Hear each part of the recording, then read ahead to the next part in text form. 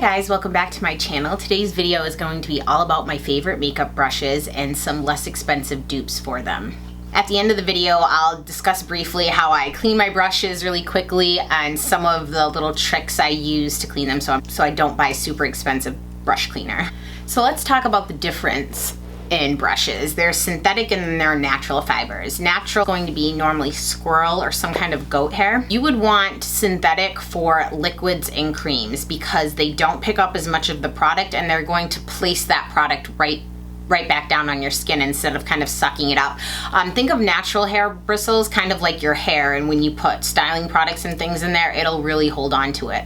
So that's the same thing with natural fiber bristles. Synthetic brushes will never really have any flyaways, and synthetic also will not give you streaks typically, where some natural hair bristles will hold on to products in patches maybe and kind of leave your foundation streaky. So you never want to use a natural hair bristle brush for your foundation. I'm going to start with how I would put on my makeup application and break down the brushes into those categories. So first I'm going to start with liquid foundation. And first on my list that I use every single day is my IT Cosmetics Flat Top Kabuki brush.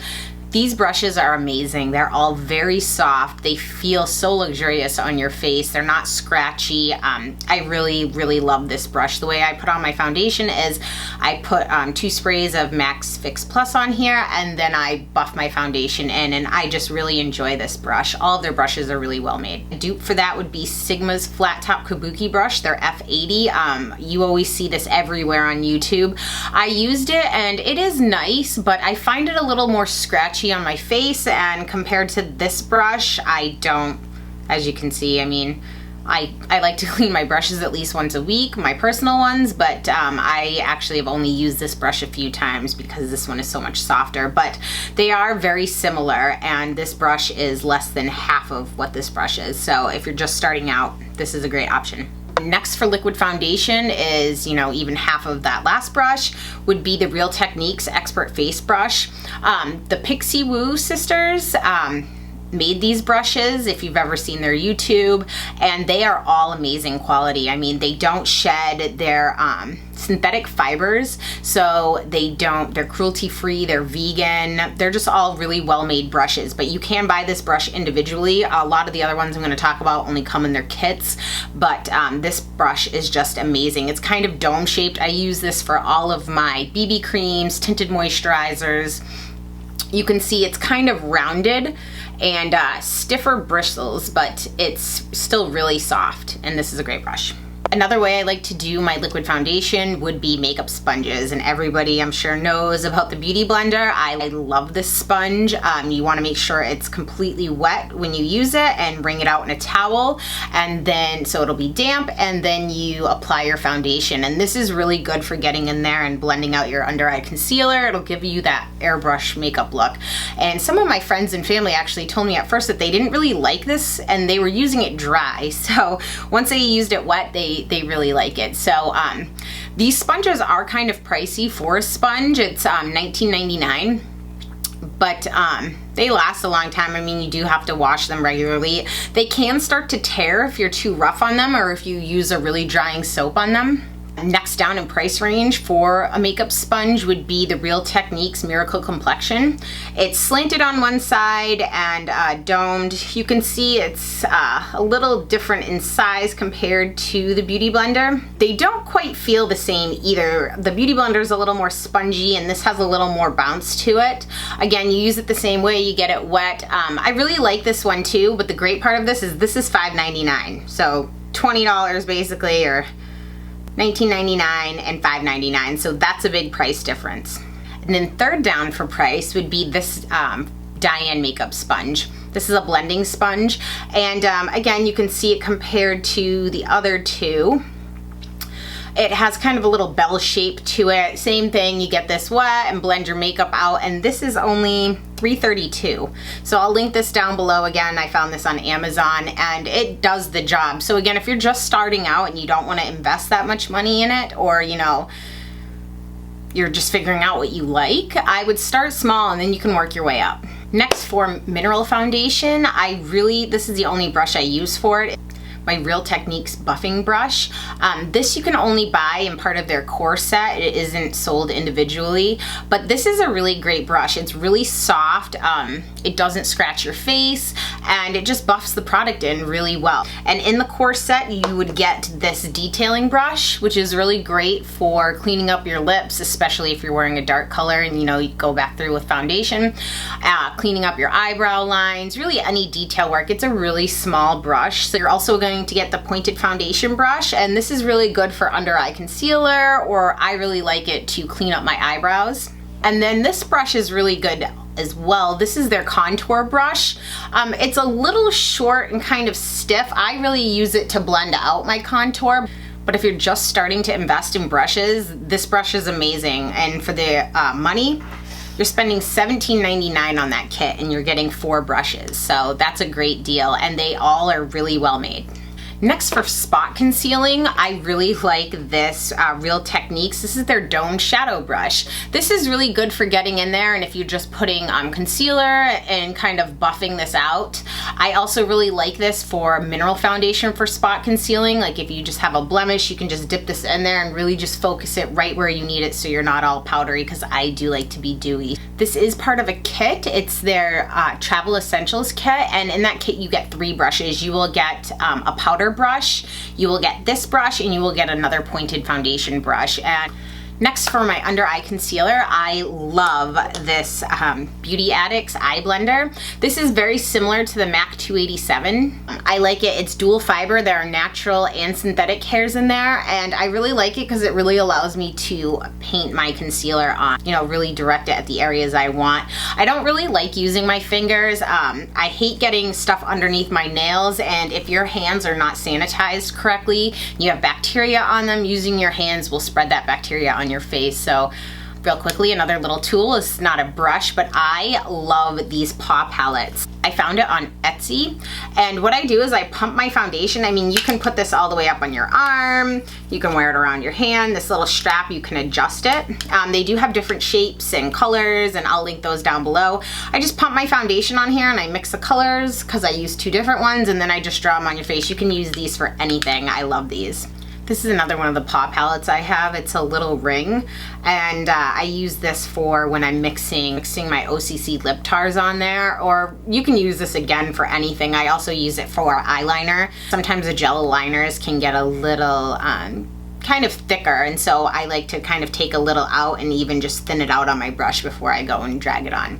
To blend my concealer out, I will use my Beauty Blender, or I will use my Sigma F86 pointed kabuki or tapered kabuki. I really like this because even though it's a really big brush, it really gets in there for detail work right around your eyes, and it picks up all the extra product. So if you go a little heavy-handed with the concealer, this will really ensure to pick it up and blend it out. In my last video, when I did some color correction under my eyes, I really like this Makeup Geek cheek highlighter brush for that. It reminds me of my MAC 130, except probably 1/3 of the cost of this brush. They're both dual fibers made with synthetic and natural hair. This one just seems to give a little more when I'm doing this compared to this one's a little more stiff, I find. There is only one brush I use for bronzing, and that is my Marc Jacobs bronzing brush. This brush is the most expensive brush I own, I think. It was really pricey, and I really choked when I was first picking it up. I debated. I had it in my cart like a million times at Sephora, and I kept taking it out thinking, I don't really need to spend that much money on a brush, but this brush is amazing. I have another one of his face brushes, but that didn't make my favorite cut. But these brushes do not shed, and it is a huge brush. I mean, look at compared to the palm of my hand, it's a really big brush, but I use this for cream bronzers. You can use this for powder too. I've seen a lot of the YouTubers use it for powder. I love this in my Chanel bronzer, and I just stamp it along my face, and it's so soft, it never sheds. It's a great, amazing brush. When they're pointed kind of like this, the top of this gets all the product, and then as you're stamping it on or brushing it on, all these other bristles on the side do all the blending, so it does an amazing job at blending it in. I was on the search for the perfect blush brush forever. I have a million on my vanity. I've tried a ton, Bobbi Brown, and I mean just just a million of them, and my favorite is this MAC 129 short handled brush. It is not like their regular one. There's something about the handle being short that I can hold it in my hand like this and just really flick, flick, flick. And when I'm blending, I just adore this brush. I can't live without it. For contour, I love my NARS Ita brush. Basically, the size and the width of this brush, it makes it like contouring for dummies. Just really dip it in the product, and right where it fits is right where you want your contour. I mean, it's a lot easier with, you know, a brush like this, which Max says you can use for contouring, to overdo it and get way too thick of a line, and just, it won't look good. This brush is foolproof. They do sell out a lot. It's really hard to find sometimes. I got mine directly from a NARS store right up the street from me, and I got them at the day that they had a delivery, so it was like Christmas. I believe Nordstrom's might be sold out still, but someone did tell me that it's actually now on the Sephora website, so I don't think it's in stores, but it's on their website, I heard, so I will link all those things down below. I love to blend my contour out with my MAC 168 brush. This is a goat hair brush, and the weirdest thing about this is I used to love goat cheese. I still kind of do, but when I smell this brush, it smells like goat cheese, which tells me goat cheese smells like goat hair, and that's gross. I've washed this brush a million times and it still smells like a goat, so that's weird. But it really gets in there. This could be really great on its own, maybe for contour too, but I just really love my NARS Ita brush. For under eye setting of your concealer, so powder, I have on here the Sigma F35. Now, I've seen some people's brushes in video tutorials, and it seems like their looks like the head of their brush is bigger, and I have really beat the crap out of this trying to get it to open up a little more, and it just hasn't. So I don't know if I have a newer one and they changed it or really what it is, but it still gets in there really nice, and it doesn't pack on a ton of powder. The one I use all the time, this says Twin Beauty, and I ordered Mary Luminizer on Amazon, and when I did, I got this as a free gift, and I can't find it online. I looked for it, but I just like it because it picks up the powder and just gets right under there. For all over setting, I really like this MAC 138 brush. It's one of their pointed, kind of tapered brushes. I just get in there and go like under my eyes, just where I want powder. I like dewy makeup, so I don't ever put powder all over my face unless it's the summer and I'm really hot. Another good setting brush for me is this Makeup Forever 152. I really like these brushes that are kind of a ball for makeup setting. It picks up the powder, I just dust it off, and then I can get right where I want to go. You know, a little brush head like that is really nice for me because I just might do around my nose, my chin, just my T-zone. And my absolute favorite brush, if I'm going to do all over setting powder, you know, say it's summer and I'm really hot, or I'm going, you know, out at night and it's going to be warm. I love this IT Cosmetics Jumbo Powder Brush. I mean, this is literally the softest thing you've ever put on your face, and they're good because they don't really tug on your skin. Some brushes are really scratchy and they might, you know, kind of tug at your skin, and these do not. I love two brushes for my highlighting, just on the top of my cheekbones and over my cupid bow. The first would be my Real Technique setting brush. You can buy this individually, it's not in a kit. I'll link those down below. I like this because I can get just right on top of my cheekbones and right over my cupid's bow. And I also really like this Makeup Forever 134 brush. These big fan brushes are amazing. You know, you just dip it in the product just a little and it'll let you really dust it on so you don't get really harsh lines. For eyebrows, I only use the Anastasia Beverly Hills, this dual-sided number 12 brush. It's really precise synthetic hairs right here, so you can really get in for detail work, and I like the spoolie on the other side so you can just kind of blend while you fill in. Okay, now we are on to eye makeup brushes, my favorite. My holy grail brush is the MAC 224. What you are looking for in makeup brushes is the larger the head, the higher up it is good for. So this brush is really kind of big and domey, so this is going to be something I use for my transition color because this will really diffuse the color. I've heard a dupe for that is this Sigma E40. I don't really feel like they're dupes for each other. I'll try to zoom in close here. This one is the MAC and this one is the Sigma right here. I mean, they are very close, but I find the density to be a little different and the stiffness of the head to be a little different. I prefer my MAC 224, but this is a very good brush as well. Sometimes I keep this one just to blend out, you know, blend out that line up top. For the next layer down on your eyes, I love this Sigma E35. I don't have a MAC brush like this. I don't really think there is one. Next is my MAC 217 brush. I love this brush. The MAC 224 and the MAC 217 I couldn't live without. I have heard that the dupe for this in Sigma's line is the E25, and I really couldn't disagree more. If you look at them like this, is it zooming in? I can't tell. No. I'll try to do some close-ups of it. This brush is, the Sigma one, is a lot more narrow. So I use this in my Blue Smoky Eye video to just really get in there for detail work in that crease. This one will really, really blend it out. This one kind of takes what's already there and kind of just moves it around. This one, the MAC 217, will really just kind of distribute it more. I think the major difference between these two brushes is the MAC brush. The MAC 217 is natural hair and the Sigma is synthetic. The difference between synthetic and natural bristles is natural bristles are mostly made with goat, squirrel, things like that. And they're really good for powders because natural brushes have a cuticle on them, much like our hair does, and they hold on to a lot more product, and so it'll help kind of distribute it as well, where synthetic is a really smooth shaft, so it doesn't pick up as much product, which is why synthetics are really good for cream products, and natural is really good for powders. I'll show you my favorite brushes that I use right here. For eyes, this one is the MAC 224, and then this is the Sigma E35, and then this is the MAC 217. So in order of size, this is how I use my brushes every day. This is for my transition color. This one is for my crease, or right above my crease, and then this one is for more detailed work on that outer V, and then if I really want to drag something up into the corner of my eye. Next, to pack on lid color, I love the MAC 224 for pigments, really anything that's super loose. It's a really stiff top brush, and it's synthetic, and it's really good to just pack it on, you know, and then spray Fix Plus on there if you want to dampen it up and go back through there. It's not going to have a lot of fallout on your face. Two more for all over lid color. I really like this Sigma E55 brush.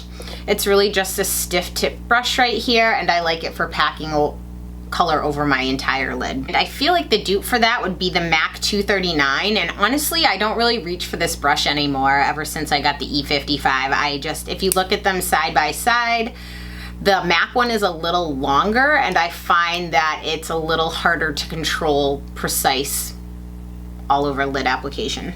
For pencil brushes, they're a must for me for my under eyes because I rarely will just use a straight liner without any kind of shadow down there, and I love my MAC 219.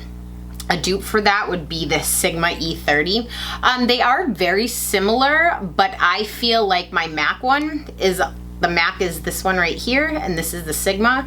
The MAC one is a little more pointed. Next would be for gel eyeliner. If you're doing a wing, I really enjoy this E65, the Sigma. It's a really good angled brush to get in there with your gel liner, and I never have any strays with it. It's really fine line, so this is a great brush. One for if I'm just dragging or just packing on a straight line of eyeliner on the bottom or smudging something out, I love this MAC 212.